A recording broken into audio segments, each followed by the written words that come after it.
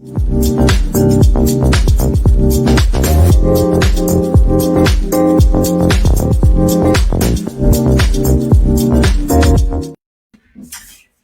and welcome to Finance Conversations.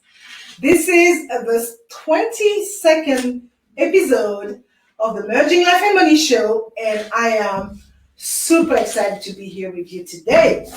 For those of you who do not know me, I am your host, mjcaesar. I help professional women acquire and apply the relevant financial skills and knowledge they need to take control of their money, manage their finances, and understand that they can live their best life with the money they have. Thank you for joining in today. If you are watching the replay, make sure to type #replay in the chat and leave me some comments and questions. Welcome, and welcome. I come to you live every Thursday at 5 p.m. Pacific Standard Time to share valuable information about how to achieve financial wellness and live your life with means and meaning. Today's show is actually the 8th episode of a new series titled The Scoop on Women and Money. I will be talking about the common traits between the best of the best athletes in the world and financially successful women. So grab a pen and a notebook, as you might want to take some notes to discuss them further with family members, friends, colleagues, whomever you want to, because it is all about sharing values that could benefit others.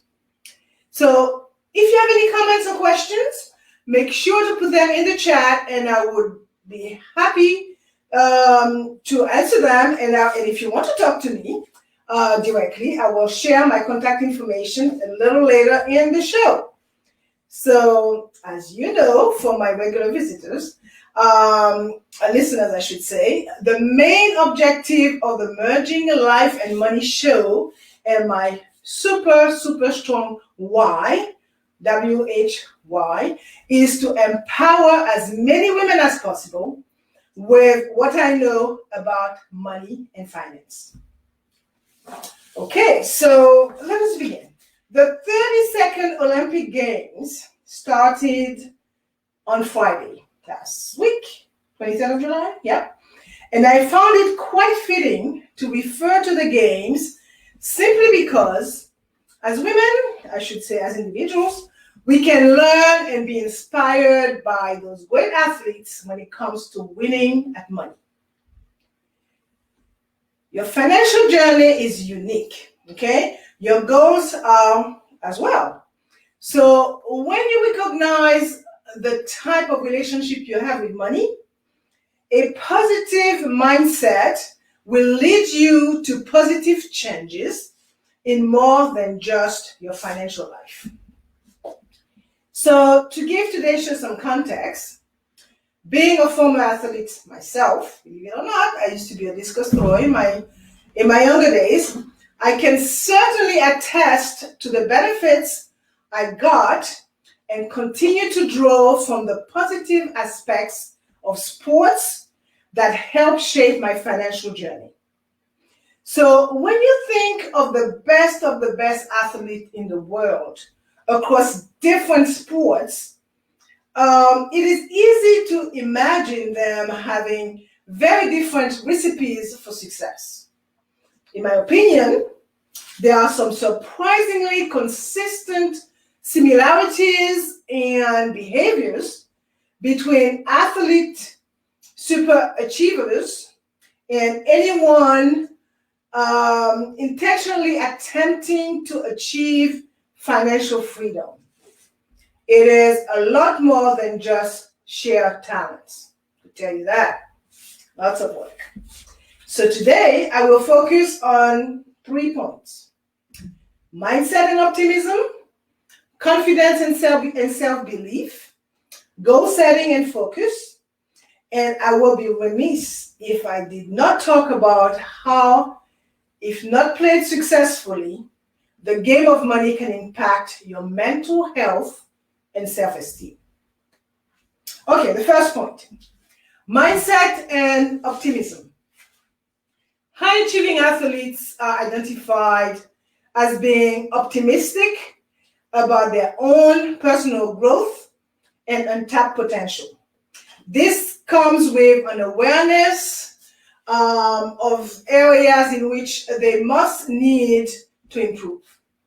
They feel an inherent need to work on their deficiencies, and rather than seeing them as weakness, they are taken as golden opportunity for self-betterment. Alongside this comes the vision to imagine success against the odds, fueled by a positive instinct of achievability and reward. So the same applies to anyone who is aware of their financial conundrum and truly wants to rectify their financial situation. Okay, so they recognize that they have made some sabotaging decision and they yearn to rectify them. They will then take that opportunity to forgive themselves, do some honest introspection, and recognize their limiting beliefs. So how would they do that? By thinking positively and defining their purpose in life. At the end of the day, it is all about knowing your why, your WHY. Think positive, okay? Because a positively thinking person is not a dreamer. Instead, a positively thinking person recognizes that problems are opportunities to grow, okay? They would rid themselves of the limiting beliefs that are stopping them, and they will stop talking and start acting. As you know, life does not always give you what you want, but it surely gives you what you expect. So do you expect success, or do you spend most of your time worrying about failure? Pelé, who is a Brazilian, I would say the Brazilian soccer god, summed it up quite eloquently by saying, the more difficult the victory, the greater the happiness in winning. So without the right mindset around your financial well-being, no amount of planning or execution can improve your current financial situation. So having a pessimistic mindset around money management and financial planning can lead to a poor financial life. So having a more optimistic mindset does not necessarily mean good thing will happen overnight. Okay, it just means that you will be more likely to take the necessary action to achieve what you want and lead to productive behaviors in a positive relationship with money. An important part of a healthy financial mindset involves being honest with who you really are. You are all impulsive, emotional, and messy at times. So developing an overly restrictive budget that would allow for that, well, I would say that would not allow for the occasional impulse will derail your effort toward financial improvement. So remember that while you cannot control certain things, like when the market takes a downturn, you surely can control your mindset and the strategies you trust to make the best decisions for your future. It is especially important to stay the course and maintain your focus on the positive outcomes of your goals in the beginning of your financial journey. Figure out what steps you need to take to keep yourself motivated for the next 1, 5, 10, or even 20 years. Okay? Your target will always be moving, but if you keep yourself motivated and keep your ultimate goal in mind, you can stay on the right path toward the target. As you know, financial freedom is achieved through your own mindset and your commitment to accountability with your progress and your goals. Do not forget that. Now let's look at the point number 2, confidence and self-belief. So what are beliefs concerning personal finance? Do not let your fears frustrate you, limit you, or paralyze you. Your thoughts depend on your beliefs about life. If you don't like what you are receiving, then have a look at what you are sending. So everything that is in your life has been created by your thoughts, your expectation, and your beliefs. So take a look at them. If you change your beliefs, believe me, trust me, you will get new results. I can tell you that the greater an athlete confidence, the more willing they are to keep trying, even when failing. Okay? So it's always hope there. I mean, when I used to throw the discus, I had 6 tries. Okay? And sometimes, I would jump out of the circle 3 times out of 3, and I only have 3 left. But guess what? I kept on going because I had to get a good shot at it. So as I mentioned in previous show, financial confidence matters. Your relationship with money will impact how you behave with your money. That means that the more confident you feel about managing your money, the better you will be at it. At the end of the day, the word confidence boils down to self-assurance and trusting your ability. Okay? And financial confidence looks the same way. Trusting that your finances are going to support you going forward. So here are a few things that my experience with money has shown me along the way. I know for sure that emotion play a much bigger role in money than you might think. Okay? Your family history impacts how you behave with money. That's for sure. The way you think about money determines how you will act with your money. Most of the time, you are the one holding yourself back. Think about it. If you don't think you can do it, you won't even try to do it. Okay? Change that. If you think you will always be better with money, you will keep making, guess what? The same bad decisions. So many of you do not ask for what you want because you do not believe that you deserve it. Change that movie, okay? Many of you get stuck in the cycle of debt because you do not think that you deserve better. And you feel isolated from others because you think that you are alone in your financial struggle. Totally wrong. There are plenty people struggling right now. So how do you build your money confidence? Let me start by saying that you do not need expertise in personal finance or investment to be confident about your own money. Okay?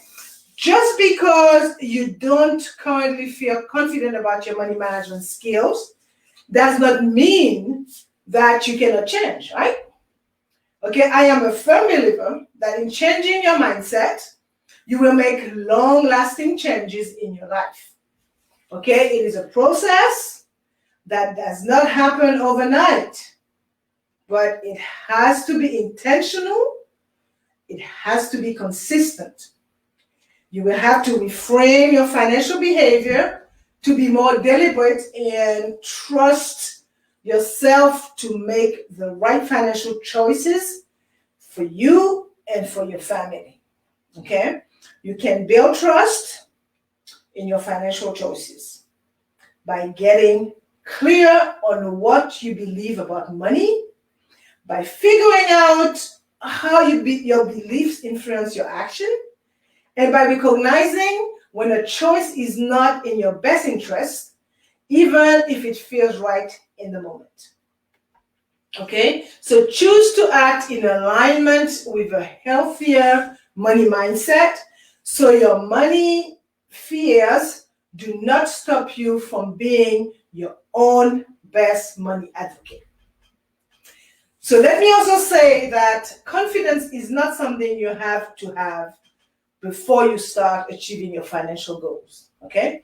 Confidence is built over time through gaining knowledge and experience, right? And I still making a parallel with athletes that I got to know or to know about. And as an NFL star, Ronnie Lott, a lot of you probably wouldn't know it. Ronnie must be about in his 60s by now.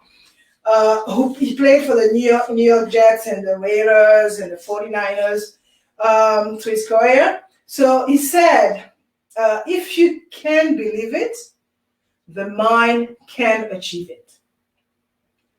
Okay, so over to my third point. Let's look at goal settings and focus. Super elite athletes always have attainment goals beyond what they can currently achieve.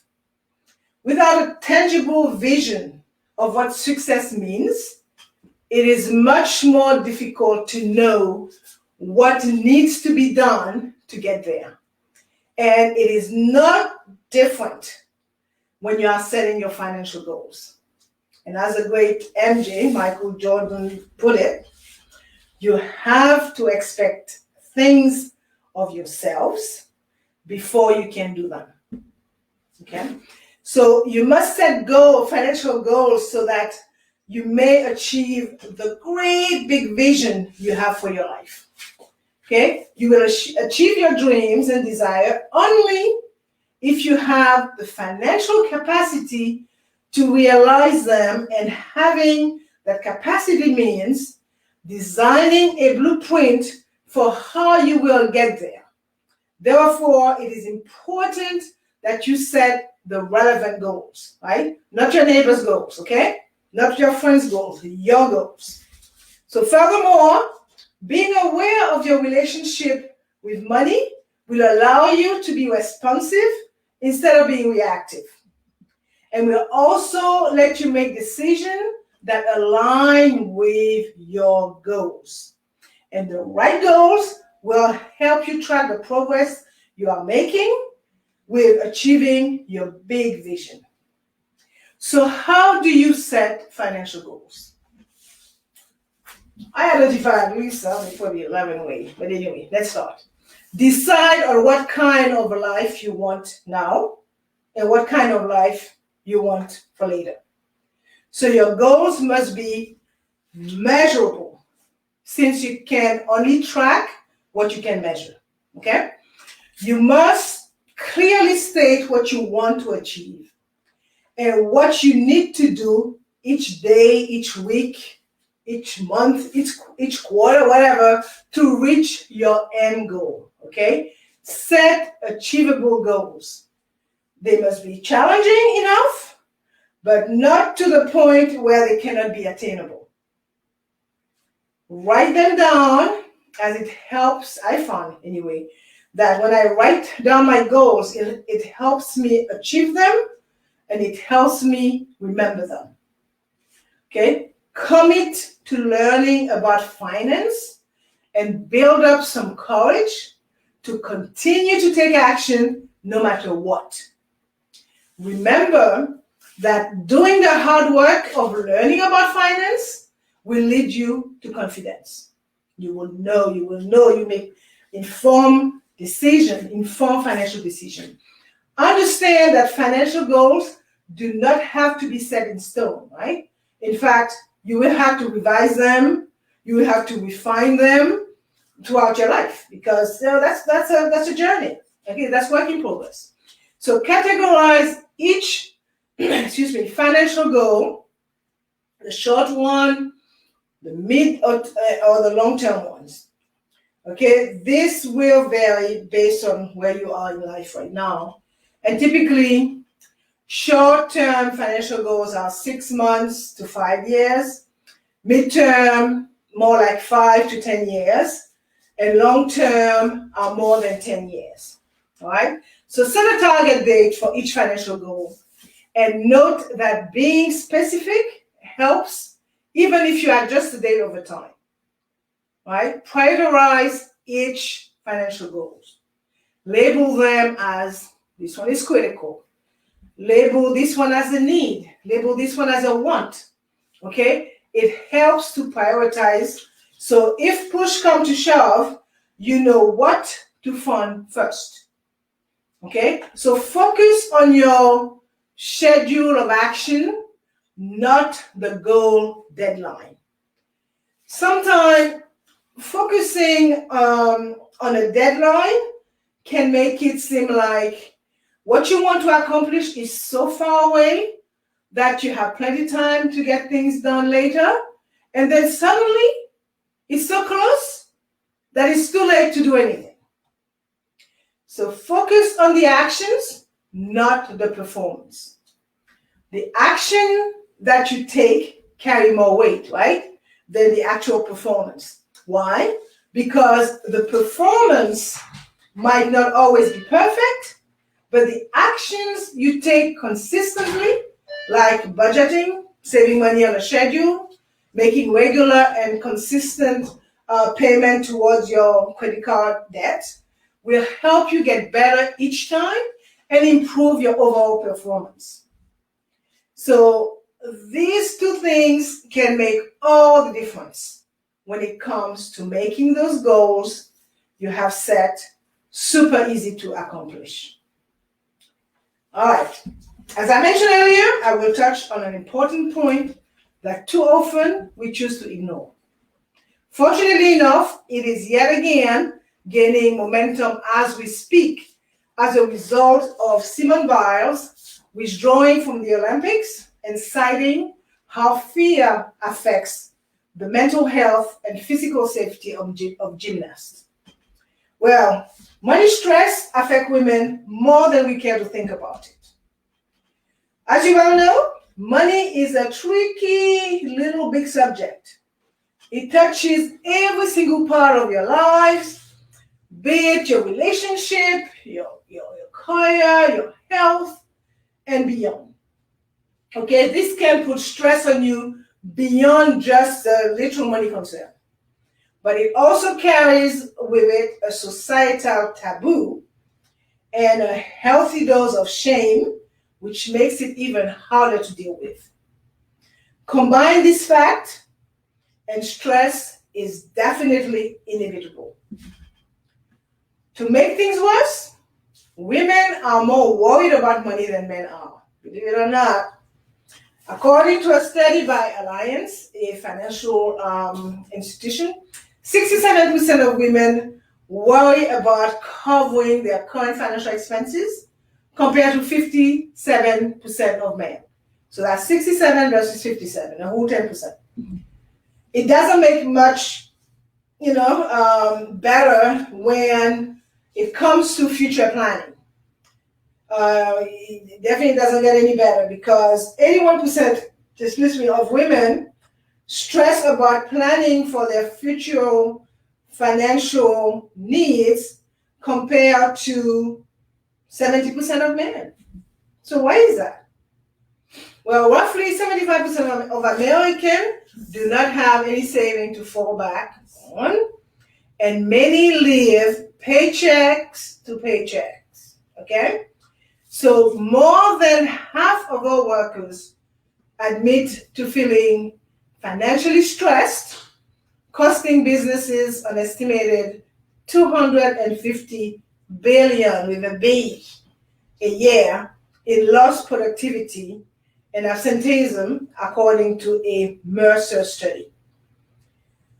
Women make up 57% of the workforce in the United States, but they are paid a median salary that is about 81% of what their male counterpart are paid.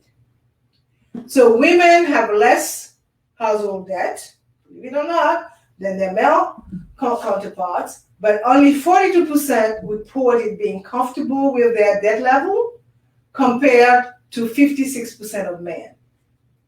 Right? Women are less prepared for retirement saving, and an average of only maybe $165,000 compared to their male counterpart who have an average of $250,000 saved. However, both men and women expect to retire around the same age. So 81% of women stress about planning for their future financial needs compared to 70% of men. So what does all this stress lead to? It leads to unhealthy behaviors. We all have some unhealthy coping mechanism of behavior that we tend to gravitate towards when we are overwhelmed by stress, okay? For some people, it's okay, I'm going to go to the mall and lose a few $1,000. For some people, it's okay, I'm going to try and see how much alcohol I can drink. For some people, it's, I'm going to try and see how many pints of ice cream I could put down today, right? That stress also could lead to lack of self-care, because when you're stressed, right, you also tend to readily give up the thing that makes you feel better, okay? And it is difficult to continue to take care of yourself when you're having money trouble, okay? No more money for the spa, the thing that the feel-good stuff, right? Stress leads to insomnia as well. There's a reason the saying losing sleep exists. So when you're stressed out, you have more trouble sleeping. There's too much on your mind, okay, to slow down. So calm down and get some rest, because lack of sleep, makes you more stressed and can lead to what? Sickness, okay, illness. And illness is another stress byproduct, as I say.